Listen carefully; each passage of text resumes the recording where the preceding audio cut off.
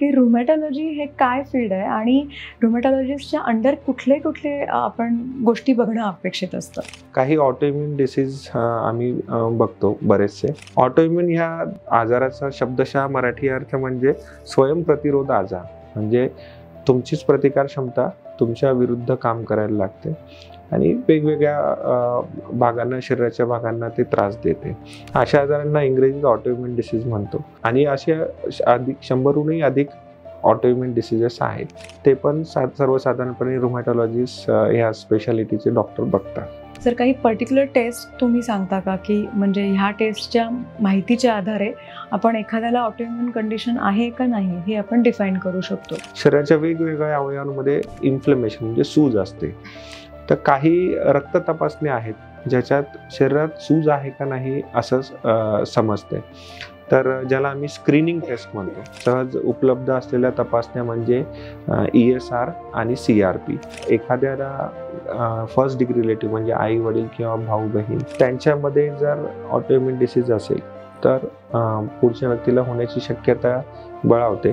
जसं मी सांगितलं की 30 ते 50% जे रुग्ण आहेत ऑटोइम्युन डिसीज किंवा संधिवाताचे, त्यांचं मानसिक आरोग्य तेवढं फारसं चांगलं नसतं विविध कारणांमुळे. जसं म्हटलं, एक एक्सरसाइज आणि मेडिटेशन हे 2 नॅचरल अँटी डिप्रेसंट आहे असं मी बऱ्याचदा माझ्या पेशंटला सांगतो. खरं तर प्रतिकारक्षमता किंवा इम्युन सिस्टीम हा फार कॉम्प्लेक्स टॉपिक आहे. चांगले सेल्स आहेत आणि काही थोडे चांगले सेल्स नाही, वाईट असं नाही. पण तर ज्याला आम्ही म्हणतो की काही सेल्स असतात ज्यांचं काम आहे कुठलाही बॅक्टेरिया किंवा व्हायरस शरीरात जेव्हा प्रवेश करतो त्याला डिस्ट्रॉय करणे. तो डिस्ट्रॉय झाल्यानंतर जे काही तिथं इन्फ्लेमेशन सुरू झालेलं आहे त्या इन्फ्लेमेशनला कमी करणे हे दुसरे सेल्सचं काम असतं. त्याला अँटी इन्फ्लेमेटरी सेल्स असतात.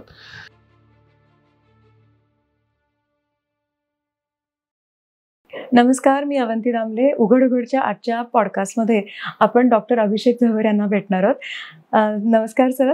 नमस्कार. थँक्यू सर, तुम्ही इथे आल्याबद्दल आणि तुमचा एवढा वेळ दिल्याबद्दल. डॉक्टर अभिषेक झवेर हे रुमॅटॉलॉजिस्ट आहेत. सर, मला पहिला तुम्हाला प्रश्न आहे की रुमॅटॉलॉजी हे काय फील्ड आहे आणि रुमॅटॉलॉजिस्टच्या अंडर कुठले कुठले आपण गोष्टी बघणं अपेक्षित असतं? बरोबर, धन्यवाद मला ह्या सेशनबद्दल बोलल्याबद्दल. तर रुमॅटॉलॉजिस्ट म्हणजे सर्वसाधारणपणे बऱ्याच जणांना ॲटलिस्ट शहरी भागात तरी माहिती असतं की संधिवात बघणारे डॉक्टर. तर संधिवात तर आम्ही बघतोच, म्हणजे ज्याच्यात रुमॅटॉइड आर्थरायटिस किंवा अँकिलोजिंग स्पॉन्डिलायटिस असे आजार येतात. पण त्याच्याशिवाय काही ऑटोइम्युन डिसीज आम्ही बघतो बरेचसे. ऑटोइम्युन ह्या आजाराचा शब्दशः मराठी अर्थ म्हणजे स्वयंप्रतिरोध आजार. म्हणजे तुमचीच प्रतिकार क्षमता तुमच्या विरुद्ध काम करायला लागते आणि वेगवेगळ्या भागांना, शरीराच्या भागांना ते त्रास देते. अशा आजारांना इंग्रजीत ऑटोइम्युन डिसीज म्हणतो आणि त्याच्यात वेगवेगळ्या प्रकारचे आजार येतात. तर त्यातले काही आजार आहेत जसं सिस्टेमिक लुपस एरिथेमॅटोसस म्हणजे SLE, जोग्रन सिंड्रोम किंवा स्क्लेरोडर्मा आणि असे अधिक 100हूनही अधिक ऑटोइम्युन डिसीजेस आहेत किंवा स्वयंप्रतिरोध आजार आहे. ते पण सर्वसाधारणपणे रुमॅटॉलॉजिस्ट ह्या स्पेशालिटीचे डॉक्टर बघतात. ओके. सर, ह्या ऑटोइम्युन कंडिशन्समध्ये कुठले कुठले ऑर्गन्स इन्व्हॉल्व्ह होऊ शकतात किंवा कुठल्या सिस्टीम्स इन्व्हॉल्व्ह होऊ शकतात? तर सर्वसाधारणपणे जो सर्वात सामान्यपणे सगळ्यांना माहीत असलेला आजार म्हणजे आमवात, ज्याला मराठीत म्हणतो, किंवा रुमॅटॉइड आर्थरायटिस. रुमॅटॉइड आर्थरायटिस हा सहसा सांध्यांना जास्त त्रास देतो आणि बरेचसे ऑटोइम्युन डिसीजेस आहेत त्याच्यात स्किन म्हणजे त्वचेला पण त्रास होऊ शकतो. तर आणि केस गळणे हे सर्वसामान्यपणे इथे सर्वात जास्त प्रभाव दिसतो. एकतर सांधे, त्वचा किंवा केस गळती. काही ऑटोइम्युन डिसीजेस किंवा स्वयंप्रतिरोध आजार हे थोडंसं गंभीर स्वरूपाचे किंवा ज्याला म्हणूया आपण इंटरनल ऑर्गन इन्व्हॉल्व, म्हणजे शरीराचे जे मुख्य अवयव असतात जसं की फुफ्फुस, किडनी किंवा हृदय किंवा मेंदू यांच्यावर त्यांचा प्रतिभाव असू शकतो. पण अशा आजारांचं प्रमाण कमी आहे. ते थोडेसे दुर्मिळ प्रकारचे आहेत. आणि त्या आजारात देखील हे जे इंटरनल ऑर्गन आहेत, म्हणजे जे मुख्य अवयव आहेत, ह्या अवयवांवर त्यांचा प्रादुर्भाव होण्याची शक्यता एक 20 ते 30% असते. पण तसं बघायला गेलं तर स्वयंप्रतिरोध आजार किंवा ऑटोइम्युन डिसीज शरीराच्या अगदी केसांपासून नखापर्यंत कुठल्याही अवयवांना त्रास देऊ शकतो. ओके. सर, असे काही रिसर्च सांगतात की रुमॅटॉलॉजिस्टकडे कुठल्याही रुग्णाला जाण्यासाठी किमान 5 वर्ष लागतात, म्हणजे अगदी सिम्पटम्स आल्यापासून. तर ते खरंच आहे का? हो, 5 वर्ष लागतात. पण काही आता थोडी फार परिस्थिती बदलत आहे. आणि ह्याच्यात मुख्य अडथळा आहे म्हणजे की एकतर रुमॅटॉलॉजिस्ट अवेलेबल असणं. अजूनही बऱ्याचशा ठिकाणी रुमॅटॉलॉजिस्ट सहजपणे उपलब्ध नसतात. आणि दुसरा मुद्दा असतो की जे स्वयंप्रतिरोध आजार किंवा रुमॅटॉलॉजिस्ट जे आजार बघतात त्याच्याशी निगडीत ज्या तपासण्या आहेत त्या पण बऱ्याचदा शहरी किंवा निमशहरी भाग किंवा ग्रामीण भाग असेल तिथं सहजपणे उपलब्ध नसतात. आणि त्याच्यामुळे ह्या सर्व विविध कारणांमुळे रुमॅटॉलॉजिस्ट पर्यंत एखादा रुग्ण पोहोचेपर्यंत 5 वर्ष, कधी कधी अगदी 10 वर्ष पण उशीर होतो. आणि आमवाताच्या बाबतीत ती आता परिस्थिती बदलली आहे. सहसा 1 वर्षाच्या आत आमच्याकडे पेशंट किंवा रुग्ण येतो. पण जे दुर्मिळ आजार आहेत जसं SLE किंवा व्हॅस्क्युलायटिस किंवा स्क्लेरोडर्मा आम्ही म्हणतो, ह्या आजारात अजूनही परिस्थितीमध्ये फार बदल नाहीये. त्याचं कारण हे फार दुर्मिळ आजार आहेत. आणि बऱ्याचदा जे काही डॉक्टरांचा अनुभव असतो, बऱ्याचदा त्यांनी ते पेशंट बघितलेले पण नसतात. जे जनरल प्रॅक्टिशनर्स असतात त्यांनी तशा प्रकारचा दुर्मिळ आजार कधी बघितलेला नसतो. त्याच्यामुळे ह्या आजाराचं निदान व्हायला बऱ्याचदा वेळ लागून जातो. सर, काही पर्टिक्युलर टेस्ट तुम्ही सांगता का, की म्हणजे ह्या टेस्टच्या माहितीच्या आधारे आपण एखाद्याला ऑटोइम्युन कंडिशन आहे का नाही हे आपण डिफाईन करू शकतो? बरोबर. तर ऑटोइम्युन आजारामध्ये किंवा स्वयंप्रतिरोध आजारामध्ये शरीराच्या वेगवेगळ्या अवयवांमध्ये इन्फ्लेमेशन म्हणजे सूज असते. तर काही रक्त तपासण्या आहेत ज्याच्यात शरीरात सूज आहे का नाही असं समजते. तर ज्याला आम्ही स्क्रीनिंग टेस्ट म्हणतो. तर त्यातल्या सर्वात अगदी सोपेपणे सहज उपलब्ध असलेल्या तपासण्या म्हणजे ESR आणि CRP. ESR म्हणजे एरिथ्रोसाइट सेडिमेंटेशन रेट, CRP म्हणजे सी रिॲक्टिव्ह प्रोटीन. ह्या दोन्ही रक्त तपासण्या आहेत, त्या सहजपणे उपलब्ध आहेत आणि त्या बऱ्याच ठिकाणी फार इझिली करता येऊ शकतात.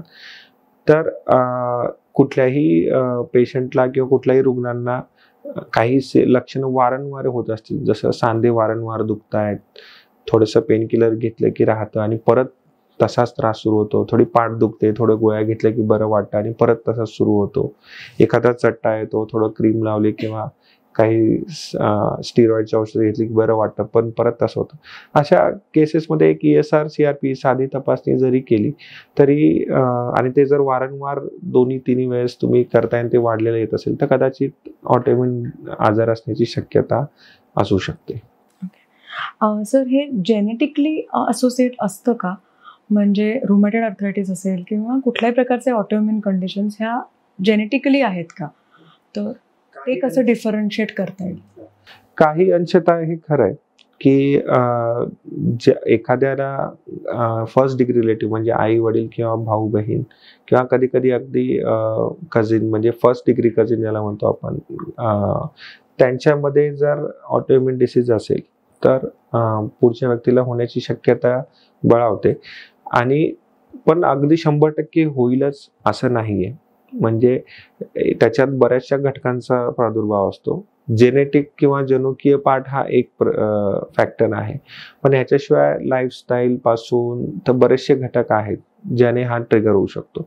तर एखाद्याकडे ऑटोइम्युन डिसीजच्या संबंधित जीन्स इनहेरिट झालेले असू शकतात, पण त्यांच्यात तो व्यक्त होईलच असं काही नाही. तर सर्वसाधारणपणे एक 10 ते 20% शक्यता असते की जर पहिल्या पिढीमध्ये जर ऑटोइम्युन डिसीज असेल तर त्याच्या पुढच्या पिढीमध्ये, पण ते प्रमाण इतर आजारांच्या मानाने कमी आहे. असं 100% असं काही नाही. बऱ्यापैकी जेव्हा आपण असं ऐकतो की ऑटोइम्युन कंडिशन्स आहेत तर काही रिस्ट्रिक्शन सांगितले जातात किंवा सेन्सिटिव्हिटी सांगितले जातात, ते स्पेशली फूडच्या बाबतीमध्ये. बरं. तर असा काही पर्टिक्युलर फूड आपण पॅटर्न ठेवला पाहिजे का? आणि दुसरा प्रश्न म्हणजे सेन्सिटिव्हिटीच्या बाबतीमध्ये, म्हणजे ग्लुटीन सेन्सिटिव्हिटी आहे किंवा लॅक्टोज इनसेन्सिटिव्हिटी आहे, तर मग असे काही बदल करणं पण अपेक्षित आहे का? तर सर्वसाधारणपणे असं बघितलं गेलं आहे की जसं जसं एखादा देश ज्याला म्हणतो आम्ही की डेव्हलपिंग कंट्रीज पासून डेव्हलप कंट्रीजकडे आपली प्रगती होते, म्हणजे जेवढं आधुनिकतेकडे आपण जातो ऑटोइम्युन डिसीजेस वाढतात, असं एक सर्वसाधारणपणे सर्व अभ्यास सांगतात किंवा रिसर्च सांगतो. आणि त्याच्यात बरेचसे घटक आहेत आणि त्यातला एक महत्त्वाचा घटक आहे तो म्हणजे फूड. तर नक्कीच फूडचा बराच इम्पॅक्ट आहे. स्पेसिफिकली ज्याला म्हणतो आपण, जसं जसं मॉडर्नायझेशन होतं की पॅक फूड किंवा स्टोर फूड किंवा वेगवेगळे फॅक्टर्स आपण प्रयत्न करतो की कसं प्रिझर्व करता येईल जे पण फूड बनत आहे ते, किंवा इंडस्ट्रीची नीड असते की शेल्फ लाईफ जास्त असावं आणि त्याच्यामध्ये मग वेगवेगळ्या प्रकारचे प्रिझर्वेटिव्ह किंवा फूड प्रोसेसिंग होते आणि प्रोसेस फूड किंवा अल्ट्रा प्रोसेस फूड ज्याला आता आपण आजकाल म्हणतो. तर सध्या 1-2 वर्षापूर्वी एक अभ्यास प्रकाशित झालाय ज्याच्यात त्यांनी बऱ्यापैकी वेगवेगळ्या देशातले ऑटोइम्युन डिसीजच्या पेशंटचा अभ्यास केला आणि त्यात असं आढळलं की जेवढं अल्ट्रा प्रोसेस फूड किंवा प्रोसेस फूड यांचं प्रमाण जास्त, तेवढं ऑटोइम्युन डिसीज होण्याची शक्यता अधिक आहे आणि ज्यांना होतो त्यांच्यात अधिक तीव्र स्वरूपाची लक्षणं येतात. तर त्याच्यामुळे रिफाईंड शुगर, रिफाईंड ऑइल ह्याचं प्रमाण होईल तेवढं कमी, किंवा फार एक्सेसिव्ह सॉल्ट म्हणजे खूप खारावलेले पदार्थ असतील तर त्याच्यामुळे पण इन्फ्लेमेशन वाढतं असं अभ्यास सांगतो. तर होईल तेवढं होल ग्रेन म्हणजे पूर्ण ग्रेन असलेले फूड आणि जेवढं होईल ते फ्रेश फूड, फ्रेश ताजं शिजवलेलं अन्न किंवा घरचं जेवण ज्याला आपण म्हणतो, ते जेवढं जास्त राहील तेवढं आजार ऑटोइम्युन डिसीजची शक्यता कमी आणि त्याची तीव्रता पण कमी होते. सर, गट हेल्थच्या विषयी बऱ्याच वेळा बोललं जातं की गट हेल्थ चांगली नसेल किंवा लिकी गट असेल तर ऑटोइम्युन कंडिशन्स ट्रिगर होतात, तर ह्याच्यातली काय सत्यता आहे? जसं मी अगोदर सांगितलं की एक पार्ट झाला जनुकीय, दुसरा पार्ट आहे गट किंवा अजून बरेचसे घटक आहे. तर गट हेल्थ हा इम्पॉर्टंट पार्ट आहे आणि प्रतिकारक्षमतेवर प्रभाव टाकणारे जे काही घटक आहेत त्यातला एक महत्त्वाचा घटक गट हेल्थ आहे. त्याच्यावर बरंचसं रिसर्च झालेला आहे. बऱ्याचशा रिसर्चमध्ये आढळलं आहे की एक निरोगी माणसाचं गट आणि एक ऑटोइम्युन डिसीजच्या आजाराचं गट फ्लोरा ह्याच्यात खूप फरक असतो. काही जे काही गुड बॅक्टेरिया, बॅड बॅक्टेरिया ह्याचं जे प्रमाण असायला हवं ते बरंचसं व्यस्त प्रमाण असतं. फक्त ते कसं बदलता येईल with help of medicine and all, त्याचं काही अजून कन्फर्म हे नाहीये. आणि पण इन जनरल असं आहे की गट हेल्थवर फरक पडणाऱ्या गोष्टीचं महत्त्वाचा घटक आहे फूड. आणि परत एकदा की जेवढं होल ग्रेन फूड असेल, जेवढं फ्रेश फूड असेल, घरचं साधं जेवण जेवढं असेल तेवढं गट फ्लोरा मेंटेन राहतो. काही प्रोबायोटिक जसं घटक आहे योगर्ट किंवा दही किंवा फर्मेंटेड फूड्स, याने फरक पडतो, म्हणजे जो नॉर्मल गट फ्लोरा आहे. किंवा जे फायबर रिच डाएट आहे जसं ग्रीन लिफी व्हेजिटेबल्स आहेत, त्याच्यामुळे पण गट हेल्थ चांगली मेंटेन राहते. त्याच्यात अँटीऑक्सिडंट आणि फायबर्स दोन्ही असतात. आणि फार प्रोसेस फूड वगैरे असेल तर जे गुड बॅक्टेरिया असतात त्यांची तेवढी वाढ होते किंवा ते कमी कमी होत जातात आणि बॅड बॅक्टेरियाची थोडी आउटग्रोथ होते, त्याच्यामुळं त्याचा प्रभाव पडू शकतो. ओके. सो मेडिटेरियन डाएटबद्दल हल्ली खूप बोललं जातं की मेडिटेरियन डाएटचा इम्पॅक्ट ऑटोइम्युन कंडिशन्सवर दिसतो. सो तुम्ही आत्ता म्हणालातच की होल ग्रेन्स किंवा लिफी व्हेजिटेबल्स, तर त्याच्यामध्ये बऱ्याच वेळा मेडिटेरियन डाएट म्हटलं तर फिशचा समावेश असतो. पण जी लोक व्हेजिटेरियन आहेत तर त्यांनी काय करावं त्या बाबतीमध्ये? तर ह्याच्या मागचं लॉजिक हे आहे की ओमेगा 3 फॅटी ॲसिड म्हणजे 2 प्रकारचे फॅटी ऍसिड किंवा फॅट ज्याला म्हणतो आपल्या शरीरात असतात. एक असतो omega-3 आणि एक असतो omega-6.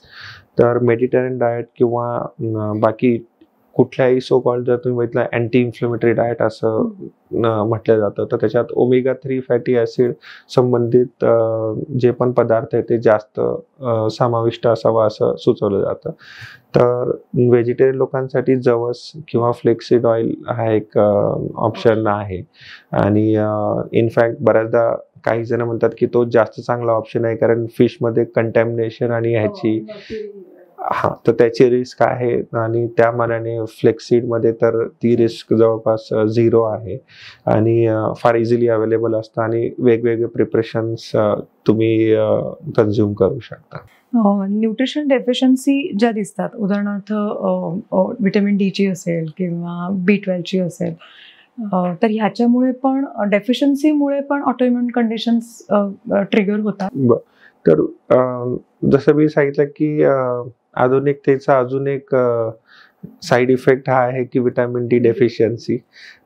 जवळपास फक्त ऑटोइम्युन डिसीज नाही, जवळपास प्रत्येक आजारात डायबिटीज, ब्लड प्रेशर, स्ट्रोक म्हणजे सगळ्या आजार, क्रोनिक डिसीज ज्याला आम्ही म्हणतो की जुनाट आजार किंवा दीर्घकाळ चालणारे आजार, ह्या आजारांमध्ये ज्या आजारांमध्ये विटॅमिन डी कमी असतं तर त्यांचं काही ना काही आउटकम किंवा त्याचं जे एंड रिझल्ट आहे त्याच्यात काही ना काही डिफरन्स नक्कीच आढळतो. तर विटॅमिन डी डेफिशियन्सी जिथे कुठे असेल तर ते करेक्ट करणं गरजेचं आहे. त्याच्यामुळे ऑटोइम्युन डिसीजला ची शक्यता बळावते आणि असं काही ॲटलिस्ट काही आजारांमध्ये असं दिसलंय की त्याच्यामुळे आजाराच्या तीव्रतेवर फरक पडतो. आणि जवळपास शहरी भागातील 80% अगदी निरोगी माणसाचं देखील विटॅमिन डी कमीच असतं. बरोबर आहे. सो आपण डेफिशियन्सी असतील तर त्या रेक्टिफाय करून घेणं गरजेचं. पण मग डेफिशियन्सी असतील तर फ्लेअरचं प्रमाण रोगाचं तर तेही वाढू शकतं. तेही वाढतं. विटॅमिन डी हा बरेचसे विटॅमिन आहेत ज्याचा इम्युन सिस्टीमवर फरक पडतो. तर त्यातलं विटॅमिन डी हा एक महत्त्वाचा घटक आहे. विटॅमिन ए पण आहे, पण विटॅमिन ए थोडंफार कुठून ना कुठून मिळतं, म्हणजे हिरव्या पालेभाज्यांमध्ये. विटॅमिन डीचा डायटरी सोर्स म्हणजे कॉड लिव्हर ऑइल, तो इझिली अवेलेबल होत नाही आणि सूर्यप्रकाशात 6 ते 8 तास कोणीच आजकाल राहत नाही शेतकऱ्यांशिवाय. तर त्याच्यामुळं सगळ्यांची विटॅमिन डी डेफिशियन्सी असणं साहजिक आहे. सर, बऱ्याच वेळा असं म्हटलं जातं की म्हणजे पेन आहे किंवा त्रास होतोय तर झोपून राहा, रेस्ट घ्या. तर मला विचारायचं होतं की फ्लेअर ट्रिगर करणारी काय गोष्टी असतील आणि तो जर फ्लेअर असेल तर काय करू नये? तर जेव्हा जसा ऑटोइम्युन डिसीज किंवा आमवाताचा पेशंटला अचानक एखाद्या सांध्यात सूज येते आणि अगदी हालतच नाहीये, अशा वेळी रेस्ट घेणं गरजेचं होतं. पण जसं आम्ही पेशंटला सांगतो, शक्य होईल तेवढ्या लवकर तुम्ही ऍक्टिव्ह होण्याचा प्रयत्न करा. कारण जर असं अभ्यासात बघितलं गेलेलं आहे की जर तुम्ही एखाद्या शरीराचा एखादा मसल्स वापर केला नाही, अगदी पूर्ण रेस्ट केली, 48 तासानंतर तो श्रिंक व्हायला सुरुवात होतो आणि अगदी 2-3 आठवड्याच्या नंतर तो बराचसा त्याची पॉवर कमी होते. तर एकदा पेन कमी झालं की शक्य होईल तेवढं त्या पार्टची काही ना काही हालचाल करणं, किंवा ज्याला आम्ही म्हणतो की रेंज ऑफ मोशन, म्हणजे फक्त नॉर्मल हालचाल त्या सांध्याची जी असेल ती, त्या हाताने जमत नसेल तर दुसऱ्या हाताने करा, एका पायाने जमत असेल तर दुसऱ्या कोणाची हेल्प करा आणि स्ट्रेच करा. तर शक्य होईल तेवढ्या लवकर परत मुवमेंट सुरू केली पाहिजे. आणि रेस्ट जेवढं होईल तेवढं 48 आवर्सच्या बियॉन्ड रेस्ट शक्य तितकं टाळलं पाहिजे. आणि पेन जर खरंच कमी होत नसेल तर नक्कीच मेडिसिन्सची किंवा औषधांची मदत घेऊन ते फ्लेअर अप कमी व्हायला पाहिजे. सो काही पर्टिक्युलर रिझन्स असतील की फ्लेअर येतोय, हवामानातला बदल असेल किंवा स्ट्रेस असेल तर होतो का? तर जसं आम्ही म्हणतो फ्लेअर किंवा अचानक जे वाढतं वाताचं प्रमाण, हे फार म्हणजे अनप्रेडिक्टेबल आहे. आणि म्हणजे माझे अगदी काही पेशंट आहेत ते म्हणतात की माझं हिवाळ्यात खूप वाढतं, आणि काही म्हणतात माझं उन्हाळ्यात खूप वाढतं, काही म्हणतात माझं पावसाळ्यात खूप वाढतं. आणि असा एक फॉर्म्युला कुठलाच नाहीये की जो सगळ्यांना लागू पडेल. पण जेव्हा जेव्हा बदल होतो वातावरणात बदल, तेव्हा तेव्हा थोडेफार फ्लेअर अप आम्ही एक्सपेक्ट करतो. आणि प्रत्येक पेशंटचा पॅटर्न असतो, जे त्यांना ते लक्षात येतं की आता वातावरणात बदल झालेला आहे त्याच्यामुळे होतंय.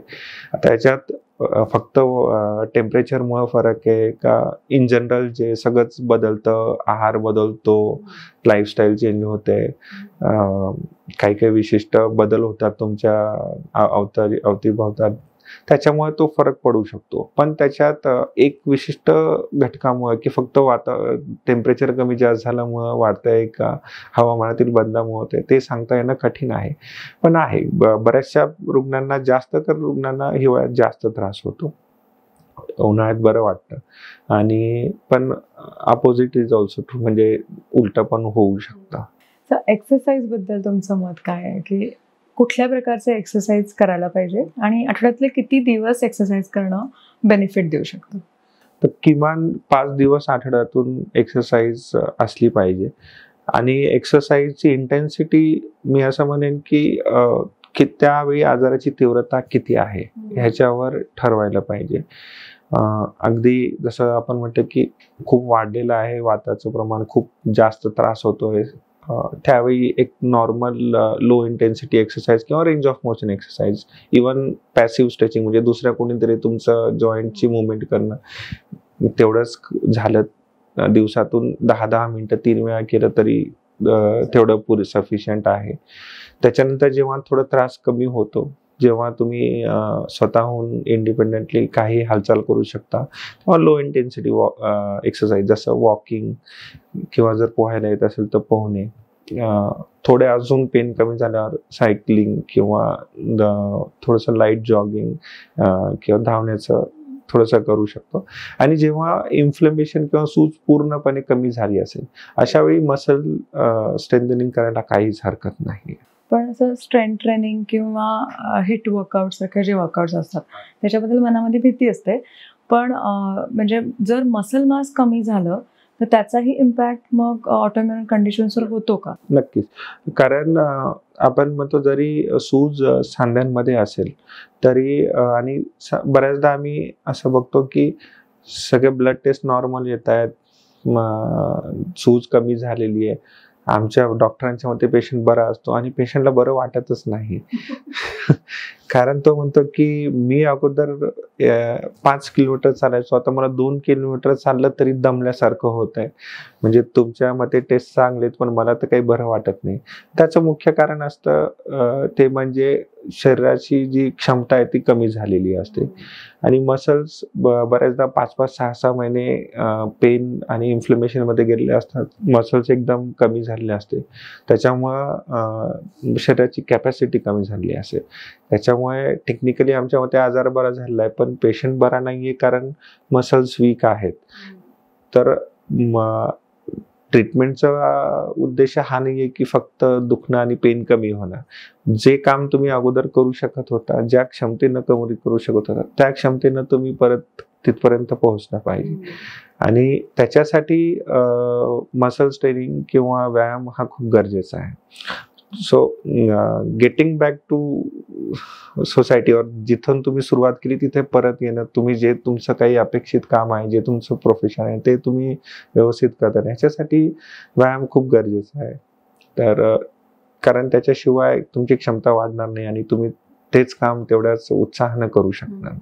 सर, ओव्हर एक्सरसाइजिंग किंवा खूप काय ऑब्सेशन असतं ना एक्सरसाइजचं, म्हणजे मला स्वतःलाच खूप आहे, तर ओव्हर एक्सरसाइजमुळे फ्लेअर होतो का आणि पेन होतं वाढतं का?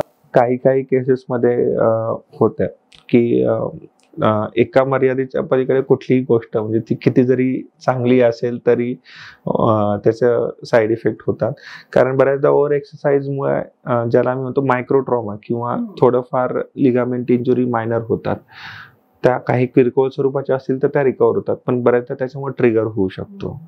जसं मी सांगितलं की कशामुळे ट्रिगर होईल सांगता येणं कठीण आहे आणि मायक्रो ट्रॉमामुळे कधी कधी ट्रिगर होण्याची शक्यता असते. त्याच्यामुळे ओव्हर एक्सरसाइज टाळलेलं बरं आहे. सर, पुअर स्लीप जे म्हणतो आपण की झोपच कमी लागते किंवा झोपेचं सिरकाडियन रिदमच बिघडलेलं आहे, तर त्याचाही इम्पॅक्ट आपल्या ऑटोइम्युन कंडिशनचा असतो का? झोप आणि ऑटोइम्युन डिसीज हा एक खूप महत्त्वाचा आणि मला असं वाटतं की अंडर रेटेड टॉपिक आहे. थँक्यू तुम्ही याच्याबद्दल विचारल्याबद्दल. बरेच म्हणजे ज्याला आम्ही म्हणतो चक्रव्यूहासारखं गणित आहे की दुखतं त्याच्यामुळे झोप येत नाही आणि झोप येत नाही त्याच्यामुळे आजार पण वाढतो. दोन्ही एकमेकांना वाढवतात. असं बघितलं गेलं आहे की जे आपले अँटी इन्फ्लेमेटरी नॅचरल काही सायटोकाईन ज्यांना आम्ही म्हणतो की ज्याच्यामुळे सूज कमी होते, आपले नॅचरली आपल्या शरीरात काही घटक असतात ते डीप स्लीपमध्येच स्त्रवतात.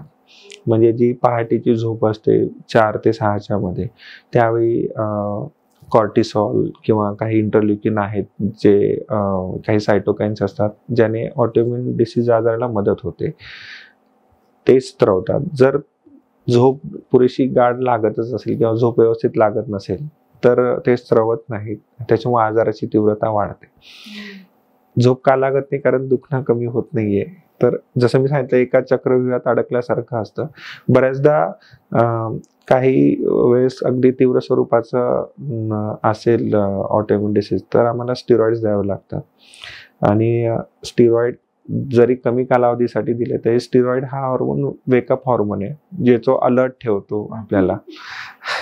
म्हणजे त्याचा डाऊन साईड आहे की मग त्याच्यामुळे झोप कमी होते. तर शक्य तितकं ते आम्ही कमी करण्याचा प्रयत्न करतो. दुसरं म्हणजे बऱ्याचदा म्हणजे माझं असं ऑब्झर्वेशन आहे की काही हालचाल होत नाही आणि एक 30 ते 50% जे रुग्ण आहेत ऑटोइम्युन डिसीजचे त्यांचं सोशलायझेशन नॅचरली कमी होतं. ते घरीच असतात बऱ्याचदा आणि मग फोन सुरू होतो आणि ते कारण होतं की स्ट्रेस आणि अँझायटी बरीचशी वाढते आणि बऱ्याचदा मी जसं सुचवतो सगळ्यांना की तुमच्या झोपेच्या 1-2 तास अगोदर तरी फोन बाजूला असलेला कधीही बरं. तर मेंटल हेल्थ बऱ्याचशा ऑटोइम्युन डिसीज पेशंटची 30 ते 50% रुग्णांची फार प्रभावित होते आजारामुळे वेगवेगळ्या कारणाने. सततचं दुखणं असतं, सोशलायझेशन तेवढं होत नाही, तुमचा आत्मविश्वास कमी होतो की तुम्ही जे अगोदर करू शकत होता ते आता करू शकत नाही. पण यातनं वे आउट आहे, तर जेवढं होईल तेवढं करणं. ह्या सगळ्यांचा इफेक्ट शेवटी झोपेवर येतो. काही पर्टिक्युलर स्ट्रॅटेजीज असतील का की झोप इम्प्रूव्ह होण्यासाठी? आता तुम्ही एक सांगितलीत की 2 तास आधी फोन बंद करणं, अजून काही असेल? जे संध्याकाळच्या वेळी जे जेवण आहे ते 1-2 ते 3 तास अगोदर झालेलं चांगलं आहे झोपेच्या वेळेच्या. आणि रात्रीचं जेवण फार शुगर कंटेंट किंवा फॅट कंटेंट नसलेलं चांगलं असतं. त्याच्यामुळं नाहीतर आपली स्टिम्युलंट ज्याला म्हणतो की चहा, कॉफी किंवा शुगर पण थोडं स्टिम्युलेट करतेच ब्रेनला, तर ह्याचं प्रमाण कमी असायला पाहिजे. काही विशिष्ट पदार्थ आहेत ज्याच्यात मॅग्नेशियम असतं आणि मॅग्नेशियमनं थोडंसं झोपेस मदत होते. जसं पंपकिनचे म्हणजे आपलं भोपळ्याच्या बिया असतील तर त्याचं थोडंसं सेवन केलं तर त्याच्यामुळे थोडंसं मदत होऊ शकते. आणि दुसरं म्हणजे की थोडं लाईट स्ट्रेचेस झोपेच्या अगोदर, फार हेवी एक्सरसाइज नाही, लाईट स्ट्रेचेस केले किंवा डीप ब्रिदिंग एक्सरसाइज जर तुम्ही केलं म्हणजे प्राणायाम म्हणा, तर त्याने फरक पडतो. काही जणांचं जर तुम्हाला हेवी वर्कआउट करायचं, सकाळी वेळ नसतो, काही जणांना संध्याकाळी वेळ असतो, तर तो देखील झोपेच्या किमान 4 तास 3-4 तास अगोदर केला पाहिजे. तुमची झोपायची वेळ 10 आहे आणि तुम्ही 7-8 वाजता जिमला जात असाल तर परत झोपेवर त्याचा, कारण तुम्ही अलर्ट असता, तुमचं बॉडी ऑफसेट होत नाही. आणि जसं मी सांगितलं की फोनचं मी याच्यामुळे उदाहरण दिलं की फोनमध्ये जे ब्लू रेज असतात, तर जो स्लीप इंड्युसिंग हॉर्मोन ज्याने स्लीपची सुरुवात होते त्याला मेलाटोनिन नावाचा पदार्थ असतो, तो स्त्रवत नाही. तर झोप सुरू होत नाही. तर त्याच्यामुळे कुठलीही स्क्रीन असेल, फोन असेल, कुठलीही असेल, तर आदर्शपणे म्हणजे आयडियली ते 1-2 तास अगोदर स्क्रीन बाजूला असलेली कधीही चांगली. त्याच्यापेक्षा तुम्हाला काहीच जमत नसेल तर पुस्तक वाचलेलं कधी सोपं आहे, जर विरंगुळाच हवा असेल झोपेच्या अगोदर. सर हल्ली आता मॅग्नेशियमचे असे रोल ऑन्स मिळतात की जे पायाला लावायचे, तर त्याच्याने फरक पडू शकतो का? असं काही फार रिसर्च सपोर्ट नाही करत? अजून तरी मी एवढं काही हे नाही, पण मॅग्नेशियम आणि त्याचे बरेचसे मेडिसिन्स पण उपलब्ध आहेत. व्हिटॅमिन डी प्लस मॅग्नेशियम याचे उपलब्ध पण आहेत. बरेच सप्लिमेंटच्या रूपामध्ये आपण घेऊ शकतो. सर इप्सम सॉल्ट टाकून पाण्यात पाय बुडवून ठेवणं आणि मग म्हणजे झोपायच्या आधी, तर ह्यानी काय फरक पडू शकतो? बऱ्याच वेळा सांगितलं जातं, पण मग त्याचा फायदा होईल का? फार म्हणजे अगदी व्हेरिएबल आहे. म्हणजे बऱ्याच जणांना, काही जणांना खूप बरं वाटतं, काही जणांना असं वाटतं की फार स्टिम्युलेट झाल्यासारखं वाटतं. तर ओव्हरऑल हे जे पण मॅन्युअर्स आपण सांगतो की एक बॉडी रिलॅक्स होण्याकडे त्याचा हे असतो. जेवढं स्ट्रेसफुल फिजिकल किंवा मेंटल ऍक्टिव्हिटी तुमच्या लेट इव्हनिंगला असेल, तेवढं झोप तुमची कमी होते. तर इप्सम आणि याने फरक पडतो. म्हणजे इव्हन म्हणजे ल्युकवॉर्म म्हणजे कोमट पाण्यानं, थोडं स्पॉन्जिंगने पण फरक पडतो बऱ्याच जणांना. ओके. सर मेडिटेशनच्या बद्दलचं तुमचं मला मत पाहिजे होतं. अगदी बरोबर आहे. खूप महत्वाचं आहे. जसं मी सांगितलं की 30 ते 50% जे रुग्ण आहेत ऑटोइम्युन डिसीज किंवा संधिवाताचे, त्यांचं मानसिक आरोग्य तेवढं फारसं चांगलं नसतं विविध कारणांमुळे. आणि जसं म्हटलं, एक एक्सरसाइज आणि मेडिटेशन हे 2 नॅचरल अँटी डिप्रेसंट आहे, असं मी बऱ्याचदा माझ्या पेशंटला सांगतो. जेवढं डीप ब्रिदिंग किंवा प्राणायाम आपण एक्सरसाइज करतो, किंवा ज्याला आता पाश्चात्य देशात माइंडफुलनेस किंवा be present at that point, म्हणजे प्राणायाममध्ये आपण तेच करतो, आपण फक्त श्वासावर आपलं लक्ष केंद्रित करतो. तर ह्या गोष्टींना कुठे ना कुठे जो काही मनात वेगवेगळे विचार येतात, जी काही म्हणजे काळजी वाटते की आता कसं होईल, त्यातनं तुम्ही ॲटलिस्ट काही काळ करता वेगळे होतात आणि त्याचा बराचसा पॉझिटिव्ह इम्पॅक्ट पडतो. तर मेडिटेशन स्पेशली जे सकाळी अर्ली मॉर्निंग आवर्समध्ये केलेलं, म्हणजे जेवढं मी बघितलं त्याचा खूप फरक पडतो. आणि असंही बघितलं गेलं की जेवढा स्ट्रेस किंवा मेंटल हेल्थ जेवढी खराब, तेवढं फ्लेअरअपचा पण चान्स वाढतो. तर त्याच्यामुळे जेवढे तुमचं क्रोनिक स्ट्रेस म्हणा जेवढा कमी असेल, 100% कमी करणं शक्य नाही, पण जेवढं आपण कमी करू शकतो विथ मेडिटेशन एक्सरसाइज, तेवढं चांगलं आहे. ओके. सर तुम्ही आता मेंटल हेल्थबद्दल एवढं सगळं सांगितलं, तर बऱ्याच वेळा असं होतं की एक तर पेशंटला किंवा रुग्णाला हा प्रश्न पडेल असं की व्हाय मीच का, माझ्या बाबतीतच का झालंय? आणि बऱ्याच वेळा ऑनसेट हा जरा अर्ली दिसतो. तर त्यावेळेस म्हणजे तरुण वयामध्ये जेव्हा हे असे काही कंडिशन्स होतात, त्यावेळेस एक कॉन्फिडन्स लेवल पण खराब होते. तर त्याच्यावर काय उपाय करता येतील? हे अगदी बरोबर आहे. मलाही बरेच जण विचारतात की माझी लाईफस्टाईल हेल्दी आहे, मी काही प्रोसेस फूड खात नाही, वेळेवर उठतो, वेळेवर जेवण करतो, मला कुठलंच व्यसन नाही, आणि मीच का? आणि बरेच जण, जसं आम्ही म्हणतो की ऑटोइम्युन डिसीज किंवा स्वयंप्रतिरोध आजारातील बरेच जण, म्हणजे लक्षणीय प्रमाण जास्त स्त्रियांमध्ये आहे. बऱ्याचदा प्रेग्नन्सी आणि त्यावेळेस हे आजार सुरू होतात गरोदरपणाच्या वेळी, आणि ज्यावेळी तुम्हाला सर्वात जास्त ऍक्टिव्ह राहण्याची गरज आहे त्याच वेळी नेमका हा आजार सुरू होतो. त्याच्यामुळे हा नक्कीच प्रश्न पडतो की का झाला. खरं तर याचं उत्तर जसं शास्त्रीय उत्तर खरं तर नाही आहे, काही आहे. आणि जसं मी सांगितलं की तो काही एक सिंगल पॉइंट इव्हेंट नाहीये की त्याच वेळी काहीतरी झालंय की तुम्ही काहीतरी केलंय त्याच्यामुळे तो झालाय. काही विशिष्ट जेनेटिक फॅक्टर्स आहेत जे तुमच्यासोबत ऑलरेडी आहेत, आणि जे काही लाईफस्टाईलमध्ये थोडेफार बदल होत आहेत किंवा नाही पण बदल होत आहेत, तरी त्याच्यामुळे कुठल्याही किरकोळ कारणाने ते ट्रिगर होऊ शकतं. आणि तो पॉइंट प्रत्येकाच्या बाबतीत वेगवेगळा असू शकतो. आणि तसं बघायला गेलं तर शास्त्रीय उत्तर असण्यापेक्षा असं आपण म्हणूया की एक बॅड लक म्हणून त्याला सोडून देणं एवढंच आपल्या हातात ऑप्शन आहे. कारण ती अशी गोष्ट आहे जी आपल्या हातात नाहीये. म्हणजे ते का सुरू झालं ह्याचं उत्तर कोणाकडेच नाही, बऱ्याचशा केसमध्ये कोणाकडेच नसतं. आणि जसं तुम्ही शक्यता कमी असते, जेवढी तुमची लाईफस्टाईल हेल्दी तेवढं तुम्हाला होण्याचं चान्स कमी, तुम्हाला होण्याची शक्यता कमी. 0 असं त्या काहीच नाही. सो मेंटल हेल्थ चांगली राहण्यासाठी एस्पेशली ऑटोइम्युन कंडिशनमध्ये काही महत्त्वाच्या 3 टिप्स सांगू शकाल का, की हे कराच, म्हणजे काही झालं तरी हे कराच असं? 7 ते 8 तास झोप, रोज एक किमान अर्धा ते 45 मिनिटं व्यायाम किंवा कुठल्याही प्रकारे ऍक्टिव्ह राहणं. आणि तिसरं बाबतीत मी हे सांगेल की जे होईल तेवढा म्हणजे आपल्याकडे तेवढं अजून त्याचं प्रमाण नाही आहे की पेशंट सपोर्ट ग्रुप हा जो एक प्रकार आहे जो पाश्चात्य देशामध्ये फार प्रचलित आहे, पण आपल्याकडे अजून तो तेवढा त्या प्रमाणात हे नाहीये. तर एखादा जर छोटासा का असेना तुमच्या जवळचे जे रुग्ण आहेत त्यांचा तुमचा एक छोटासा ग्रुप असेल तर त्याची खूप मदत होते असं मी बघितलंय. कारण ह्याच्यात आपण एकटेच नाही हो, ही जी भावना आहे त्याचा खूप फरक पडतो असं मला वाटतं. म्हणजे अगदी 5-6 जणांचा जरी ग्रुप असेल जर तुम्ही बनवू शकला तर ते खूप सोपं आहे.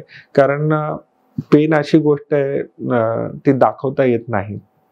माझं खूप दुखत आहे म्हणजे किती दुखत आहे हे समोरच्याला जोपर्यंत दुखत नाही तोपर्यंत समजत नाही. आणि बऱ्याचदा पेशंटचे जे कुटुंबीय असतात त्यांनी किती जरी समजून घेण्याचा प्रयत्न केला तरी ते एका मर्यादेपलीकडे समजून घेऊ शकत नाही. तर एक रुग्ण दुसऱ्या रुग्णांशी ज्या प्रमाणात कनेक्ट करू शकतो तेवढं इझिली त्याच्या आजूबाजूचे इतर जण नाही कनेक्ट करू शकत. सपोर्ट ग्रुप किंवा ऍटलिस्ट तुम्ही अगदी छोटा जरी तुमचा ग्रुप तुम्ही कनेक्ट करू शकला तर त्याचा खूप फरक पडतो mental health. So moving further, hydration विषयी बोलायचं आहे. बऱ्याच वेळा असं होतं की पेन आहे, काहीच करावंसं वाटत नाही, तहान पण नाही लागत, मग त्याचा इम्पॅक्ट काय होतो? ॲक्च्युअली जॉईंट पेनवर काही होतो का आणि इन्फ्लमेशन रेटवर काही होतो का? तर जसं मी सांगितलं की तुम्ही म्हणतात की एक आहे इन्फ्लेमेशनमुळे होणारे लक्षण, दुसरं असतं की इन्फ्लेमेशन नसतं ते नॉन इन्फ्लेमेटरी सिम्पटम. म्हणजे बरेचसे लक्षण असतात ज्याचा इन्फ्लेमेशनचा त्याचा काही संबंध नाही तरी ते तसा त्रास होतो. त्यातलं एक सर्वात कॉमन आहे फटीग, म्हणजे अगदी थकून गेल्यासारखं वाटणं. जे थोडंही काम केलं, अर्धा 1 तास काम केलं तरी तुम्हाला वाटणार की आता बसून जावं, झोपून जावं. तर मसल तर वीक असतात. बरेच वेळ हायड्रेशन हा एक फॅक्टर असतो. तर हायड्रेशन चांगलं असणं गरजेचं आहे. त्याचा डायरेक्ट इन्फ्लेमेशनवर तेवढा फरक पडतो असा काही नाही आहे. पण काही इलेक्ट्रोलाइट ज्याला म्हणतो आम्ही की सोडियम, जसं म्हणजे की जे आपल्या मिठामध्ये असतं, तर जर काही तुमच्या आहारातील घटक असतील ज्याच्यात सोडियम कंटेंट जास्त असेल त्याच्यामुळे इन्फ्लेमेशन वाढू शकतं असं काही अभ्यासामध्ये बघितलं गेलेलं आहे. किंवा फार हाय शुगर किंवा हाय फॅट प्रोडक्ट असतील किंवा म्हणजे जसं साधारण बटर, चीज त्याच्यातही सोडियम वगैरे असतं, त्याच्यामुळे ट्रिगर होण्याची शक्यता असते. सो जर मग एखादं तुम्ही ड्रिंक लिंबू पाणी प्यायलं तर हायड्रेशन पण मेंटेन राहील, मग त्याच्यामध्ये पिंच ऑफ सॉल्ट टाकलं त्याची मदत तर नक्कीच त्याची मदत होऊ शकते. बऱ्याच वेळा म्हणजे जेव्हा तुम्ही एक्सरसाइज करताय किंवा जेव्हा तुम्ही काही फिजिकल ॲक्टिव्हिटी करताय तर अशा वेळेस पेन नसतं, पण फिजिकल ॲक्टिव्हिटी नंतर पेन जास्त ट्रिगर होतं. तर अशा वेळेस ती पेन मॅनेजमेंट कशा पद्धतीने करता येईल?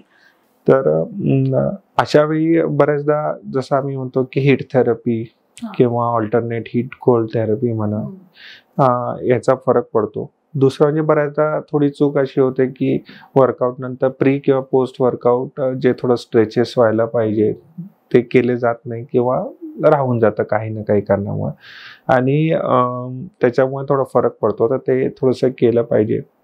आणि मला असं वाटतं की एक दिवस लो इंटेन्सिटी एक्सरसाइज किंवा एक दिवस रेस्ट आणि दुसऱ्या दिवशी कुठलेही हाय इंटेन्सिटी किंवा मॉडरेट इंटेन्सिटी एक्सरसाइज असं जेव्हा आपण ऑल्टरनेट करतो त्यावेळी रिकव्हरीला जो टाइम आहे तो थोडासा मिळतो आणि त्याच्यामुळं ते थोडं सोपं होतं. तर आणि मला असं वाटतं की जेव्हा तुम्ही करताय हा एक निरंतर प्रवास आहे की आज तुम्ही 10चा सेट करू शकता, उद्या 15चा करू शकाल का? ह्याच्यामध्ये थोडं स्लो ट्रान्झिशन असलेलं कधीही चांगलं आहे. जेवढं आपण स्लोली ऑल्टरनेट करत करत जाऊ तेवढं ते सोपं होईल. आपण जेव्हा इम्युनिटीचे विचार करतोय तर बऱ्याच वेळा आपला उद्देश असा असतो की आपली इम्युनिटी चांगली राहण्यासाठी आपण काय करायला पाहिजे, पण आपल्या डिसीजमध्ये एकदम ते कॉन्ट्राडिक्ट करतं की खूप चांगली इम्युनिटीज तुमच्यासाठी धोकादायक होते, तर ते कसं मॅनेज करतं? बरोबर. खरं स्पेशली कोविडमध्ये असं झालं की सगळी अख्खी जनता इम्युनिटी चांगली ठेवण्यासाठी प्रयत्न करते आणि जे आमच्यासारखे पेशंट होते त्यांना इम्युनिटी सप्रेसच ठेवायची आहे तुम्ही, हेच नाही, अगदी बरोबर आहे. खरं तर प्रतिकार क्षमता किंवा इम्युन सिस्टीम हा फार कॉम्प्लेक्स टॉपिक आहे. आणि जसं मी सांगितलं की काही चांगले सेल्स आहेत आणि काही थोडे चांगले सेल्स नाही, वाईट असं नाही, पण तर ज्याला आम्ही म्हणतो की काही सेल्स असतात ज्यांचं काम आहे कुठलाही बॅक्टेरिया किंवा व्हायरस शरीरात जेव्हा प्रवेश करतो त्याला डिस्ट्रॉय करणे. तर त्यावेळी त्याचं ते काम आहे. आणि तो डिस्ट्रॉय झाल्यानंतर जे काही तिथं ती इन्फ्लेमेशन सुरू झालंय त्या इन्फ्लेमेशनला कमी करणे हे दुसरे सेल्सचं काम असतं, त्याला अँटी इन्फ्लेमेटरी सेल्स असतात. आणि इम्युन सिस्टम हे ह्या दोघांच्या बॅलन्सवर आहे. तो बॅलन्स कसा झुकतो त्याच्यावर तुम्हाला काय त्रास होतो ह्याचं निदान म्हणजे त्याचं शक्यता आहे. त्याच्यामुळं जनरल इम्युन सिस्टम बूस्टअप करणे असं काही नाहीये. तो बॅलन्स असायला हवा की जे काही तुमचे सेल्स आहेत जे इन्फ्लेमेशन देतात आणि जे काही सेल्स आहेत ते इन्फ्लेमेशन कमी करतात, याचं संतुलन राखणं गरजेचं आहे. सर आता आपण इम्युनिटीबद्दल बोलतोय तर वॅक्सिनबद्दल बरेच डाऊट्स असतात, तर ऑटोइम्युन कंडिशन्समध्ये वॅक्सिनचं काय महत्त्व आहे आणि त्याच्याने काय फरक पडेल ओव्हरऑल आपल्याला डिसीज मॅनेजमेंटमध्ये? अगदी बरोबर. तर वॅक्सिन्स आहेत, बरेचशा पेशंटला आम्ही वॅक्सिन सुचवतो. जवळपास सर्वच पेशंटनी ऑटोइम्युन डिसीजच्या ज्यांना इम्युनोसप्रेसंट आहे त्यांनी घ्यायला पाहिजे. त्याचं कारण हे आहे की प्रतिकार क्षमता थोडीसं कमी असते, बऱ्याचदा स्टिरॉइड असतात, कधी कधी इम्युनोसप्रेसंट असतात. तर जो त्यांचा इफेक्ट आहे तो काही प्रमाणात थोडंफार साईड इफेक्ट मध्ये त्याचा असू शकतो आणि कुठलंही इन्फेक्शन होण्याची थोडी शक्यता असते किंवा त्यातनं रिकव्हरी थोडी स्लो होते. म्हणजे एखाद्याचा फ्लू 3 दिवसात बरा होतो तर ऑटोइम्युन डिसीजच्या पेशंटला जास्त कालावधी लागू शकतो किंवा कधी कधी हॉस्पिटलाइज करावं लागू शकतं. तर ते टाळता येण्यासारखी वॅक्सिनेशन होणं गरजेचं आहे. तर सामान्यतः फ्लू किंवा न्यूमोनिया किंवा नागिन ज्याला म्हणतो शिंगल्स वॅक्सिन जे आहेत ते आता उपलब्ध आहेत, ते घेतलेलं चांगलं आहे. आणि हेपॅटायटिस बी जर अगोदर घेतलेलं नसेल पेशंटनी तर ते पण घ्यायला पाहिजे. हे सगळे आजार टाळण्यासारखे आहेत. आणि ह्याचं कारण हे की बऱ्याचदा मग असं होतं की इन्फेक्शन असेल तर आर्थरायटिस किंवा ऑटोइम्युन डिसीजची ट्रीटमेंट आपल्याला थांबवावी लागते, अगोदर इन्फेक्शन ट्रीट करावं लागतं. आणि त्या कालावधीमध्ये कधी कधी मग असं होतं की जो मूळ आजार आहे तोही वाढतो आणि इन्फेक्शन म्हणजे दोन्ही विरुद्ध प्रॉब्लेम आपण एकाच वेळी खिंडीत पकडल्यासारखं. तर त्याच्यामुळे व्हॅक्सिन सगळ्यांनी घ्यायला पाहिजे. आपल्याकडे बरेचसे गैरसमज आहेत व्हॅक्सिन बद्दल, पण ऑटोइम्युन डिसीज किंवा वाताच्या पेशंटनी व्हॅक्सिन घेतली पाहिजे. काही प्रिकॉशन्स असतील का ऑटोइम्युन पेशंटसाठी आफ्टर वॅक्सिनेशन किंवा बिफोर वॅक्सिनेशन असे काही असेल? कधी कधी काही पेशंटला थोडं ताप येऊ शकतो, तर अशा वेळी तापासाठी एखादं पॅरासिटामॉल घेणं सोपं आहे. फार दुर्मिळ प्रकारात कधी कधी पेशंटला अगदी असं जसं नॉर्मल फ्लू सारखं फ्लू होतं तसे लक्षणं येतात, तर अशा वेळी थोडंफार जे मेडिसिन्स आहे ते घेतलेले घ्यावे लागतात. पण असं खूप गंभीर स्वरूपाचं साईड इफेक्ट वगैरे होण्याची शक्यता फार कमी आहे. सर आता आपण थोडं ट्रीटमेंटबद्दल बोलूयात की कन्व्हेन्शनल ट्रीटमेंटच्या ह्याच्यामध्ये कुठली औषधं आपण धरतो आणि बऱ्याच वेळा स्टिरॉइड विषयी भीती असते की स्टिरॉइड घेणं खूपच घातक आहे आणि मग मग ते टाळलं जातं आणि मग डिसीज वाढतो? तर पहिला पार्ट की जे आपले मेडिसिन्स एक पहिले आपण स्टिरॉइड बद्दल बोलूया. तर सर्वसाधारणपणे ॲलोपॅथी किंवा आधुनिक उपचार पद्धती सांधेवाताची किंवा इम्युन ऑटोइम्युन डिसीजची म्हणजे स्टिरॉइड असं बघितलं जातं. आणि बऱ्याचदा असं होतं की रुमॅटॉइडचं प्रिस्क्रिप्शन आल्यावर हे सगळं स्टिरॉइड आहे असं एक जनरल कमेंट कोणाकडनंही, फार्मसिस्ट असेल किंवा अगदी घरातला जनरल डॉक्टर असेल ते हे सगळं स्टिरॉइड आहे. खरं तर त्यातले सगळे स्टिरॉइड नसतात, एखादी गोळी असते स्टिरॉइड. आणि सहसा आम्ही आजकाल टाळतोच. फार अपवादात्मक परिस्थितीत, अगदी म्हणजे पेशंटला स्वतःची कामं स्वतः करता येत नाहीये, आंघोळ करता येत नाही, ब्रश करता येत नाही, म्हणजे हाताने खाता पण येत नाही, अशा वेळेस आम्ही अगदी फार थोड्या कालावधीपुरता, म्हणजे मे बी 1-1.5 महिना 2 महिन्यापर्यंत कमीत कमी डोसमध्ये देतो. आणि तेही देण्याचं कारण हे असतं की जे काही प्रचलित औषधे आहेत इम्युन सप्रेसंट, त्याचा परिणाम दिसायला कधी कधी 2 ते 3 महिने किंवा कधी कधी 6 महिन्याचा कालावधी लागतो. आणि अशा वेळेस थोडंसं एक सपोर्ट म्हणून अगदी सुरुवातीला देतो. आणि जसं मी सांगितलं की आता परिस्थिती बदलली आहे. आता तेवढा तीव्र स्वरूपाचा आजार सहसा पेशंट तेवढं वाट बघत नाही आणि लवकर येतात. तर जेवढ्या लवकर आमच्याकडे येतो पेशंट, तेवढं स्टिरॉइड देण्याचं प्रमाण कमी. आणि बऱ्याचदा जर 6 महिन्याच्या आतच आलेला असेल पेशंट तर स्टिरॉइड देण्याची गरज पडतच नाही. आणि दीर्घकाळासाठी स्टिरॉइड कोणाला देण्याची गरज पडत नाही. आणि जी इतर औषधे आहेत, ज्याला आम्ही औषध म्हणजे आजाराची दिशा बदलणारी औषधे, ज्याला डीमार्ड्स म्हणतो आम्ही, ती औषधे जरी दीर्घकाळासाठी चालू असेल तरी त्याने साईड इफेक्टची शक्यता फारच कमी असते. आणि त्याच्याकरता आम्ही काही काही तपासण्या करतो की काही दुष्परिणाम होत आहेत. सर, बऱ्याच वेळा असं होतं की ऑटोइम्युन कंडिशन्समध्ये औषधांवर खूप वारेमाप खर्च होतोय आणि तो it is very heavy on pockets. तर मग त्या कशा मॅनेज करता येतील गोष्टी? अगदी बरोबर आहे. बऱ्याचदा म्हणजे 2 प्रकारचा खर्च होतो. एक तर वारंवार तपासण्या आणि काही औषधे. आणि बऱ्याचदा असं होतं की जे फार चांगली औषधं आहेत जे उपलब्ध आहे बाजारात, ज्याने स्टिरॉइडची गरज कमी होऊ शकते किंवा स्टिरॉइड पेन किलर घ्यावे लागणार नाहीत, ते बऱ्याचदा पेटंटेड असतील किंवा काही विशिष्ट कंपन्याच बनत असतील तर ते फार महाग असू शकतात. त्याच्यासाठी म्हणजे पण आता परिस्थिती बदलत आहे. बरेच औषधं आहेत ज्यांचे पेटंट एक्सपायर झालेत आणि ते आता कमी कमी किमतीत हळूहळू उपलब्ध होत आहेत. पण अजूनही ज्याला आम्ही बायोलॉजिक्स असं म्हणतो, इंजेक्शन्स, हे इंजेक्शन अजूनही बऱ्यापैकी महाग आहे. त्याच्यात काही इंजेक्शन्स आहेत जे शासनाच्या योजनेत उपलब्ध आहेत, महात्मा फुले योजनेत काही विशिष्ट आजारांसाठी ते उपलब्ध आहे. आणि कधी कधी बऱ्याचदा शहरी गरीब योजनेत वगैरे ॲटलिस्ट काही पार्ट ऑफ ट्रीटमेंट त्याच्यात गव्हर्नमेंटकडनं मिळू शकतो. आणि बऱ्याचदा काही कंपन्यांचे पेशंट असिस्टेड प्रोग्राम असतात की त्यांच्या काही वेगवेगळ्या ॲक्टिव्हिटीमधनं ते पेशंटला काही फ्री सॅम्पल्स वगैरे प्रोव्हाइड करू शकतात. तर तो एक मुद्दा आहे. आणि ओव्हरऑल असं आहे की एकदा आजाराची तीव्रता कमी झाली, सुरुवातीला बऱ्याचदा असं असतं की खर्च जास्त असतो कारण आजाराचं प्रमाण जास्त असतं. एकदा 6 महिने वर्षभरानंतर आजाराची तीव्रता कमी झाली की गोळ्यांचं प्रमाण कमी झाल्यावर तो सगळा खर्च कमी होऊ शकतो. पण तेवढा पेशन्स ठेवावा लागतो की 6 महिने वर्षभर की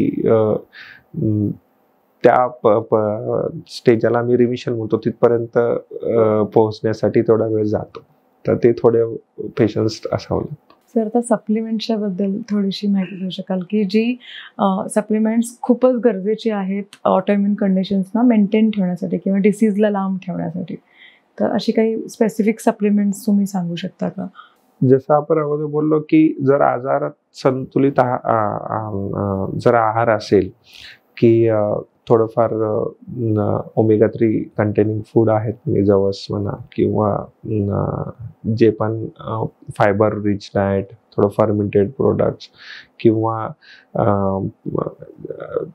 प्रोसेस फूडचं प्रमाण कमी आहे, तर त्याने नॅचरली थोडंसं कमी होतं. पण जे घटक आहारातून मिळत नाही ते आहे, मग त्यातलं एक सर्वात महत्त्वाचं म्हणजे विटॅमिन डी.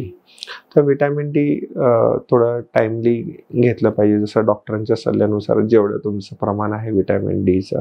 बाकी इतर सप्लिमेंट्स असं फार गरजेचे आहेत असं काही नाही आहे. व्हेजिटेरियन लोकांच्या बाबतीत B12चं प्रमाण बऱ्याचदा कमी असतं, किंवा काही काही नॉन व्हेजिटेरियन लोकांमध्ये पण B12 ॲब्झॉर्ब होत नाही, तर ॲब्झॉर्प्शनचा इश्यू असतो, किंवा आयरनचा पण ॲब्झॉर्प्शनचा इश्यू असतो.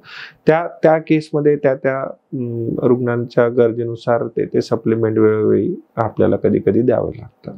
नॅचरल इन्ग्रेडियंट्समध्ये कर्क्युमिन आहे किंवा लेमन ग्रास आहे, तर त्याचाही इम्पॅक्ट ऑटोइम्यून कंडिशन्सवर दिसतो का? बरोबर. तर हे कर्क्युमिन आणि लेमन ग्रास हे नॅचरली, किंवा चिया सीड्स हे थोडंसं अँटी इन्फ्लेमेटरी कन्सिडर केलं जातं. जसं तर ह्याचा बरेचसे रिसर्च झालेलं आहे. त्याचं प्रमाण किती असावं हा फार डिबेट टेबल क्वेश्चन आहे, पण ते थोडाफार आहारात तुमच्या ह्या गोष्टी असलेल्या चांगलं आहे. कारण का बऱ्याच वेळा मी असं बघितलं की इन्फ्लुएन्सर्स सांगत असतात की आम्ही सकाळी उठल्यानंतर कर्क्युमिनची गोळी घेतो, पण त्याचा इम्पॅक्ट लिव्हरवर काय होतो ह्याचा कोणीही विचार करत नाही, आणि आपल्या बऱ्यापैकी फोडण्यांमध्ये हळद असतेच.